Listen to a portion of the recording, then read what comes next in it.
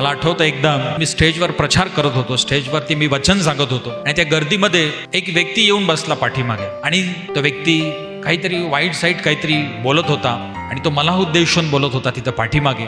आणि काही महिन्याच्या नंतर तो व्यक्ती पुन्हा येतो आणि तो येऊन या ठिकाणी सांगतो की मी कित्येक महिन्यापूर्वी या सेवकाला वाईट शब्द बोललो, अपशब्द बोललो, तुम्ही पास्टर प्रदीप खोल्लेंना वाईट शब्द बोललो आणि मी शिवी पण दिली.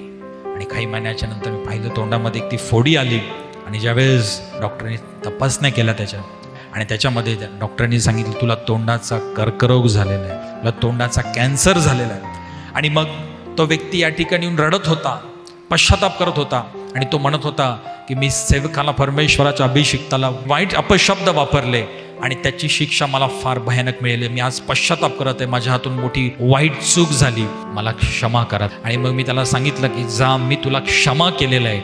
आणि प्रभू येशूकडे पण प्रार्थना केली की परमेश्वरा याला क्षमा कर आणि याला माहीत नाही हा काय बोललाय आणि काय केलेलं आहे. तर माझ्या बहिणी भावांनो, ज्या वेळेस मनुष्य जे बोलतो, मनुष्य जे करतो त्याची फेड त्याला कधी ना कधी करावी लागते. मनुष्याला वाटतं, माणसाला वाटतं की मला काहीच फरक पडत नाही, मी पास्टर लोकांच्या विरोधात बोलेल, मी देवाच्या अभिषिक्तांच्या विरोधात बोलेल, मी त्यांना शिव्या देईल, मी त्याला वाईट बोलेल, मी त्याची बदनामी करेल. मनुष्याला लवकर लगेच शिक्षा होत नाही कुठल्या गोष्टीची, म्हणून त्याला मजा वाटते. लगेच नाही होणार भाऊ, 6 महिने काही नाही होत, वर्षभर काही नाही होत, पण एक दिवस येईल तुला वाचवणारा कोणीच उरणार नाही जगात. ना कुठला डॉक्टर वाचवेल, ना कोणी मनुष्य तुला वाचवेल. आणि देवाचं वचन सांगतं सूड घेणे मजकडे आहे, मी परत फेड करील. आणि त्याच्या वाईट कामाचा अंत एक दिवस येईल आणि परमेश्वर त्याचा न्याय करेल. परमेश्वर के दासों के खिलाफ बोलने वालों, परमेश्वर की चक्की धीरे चलती है मगर बहुत बारीक पिसती है, इतना याद रखना.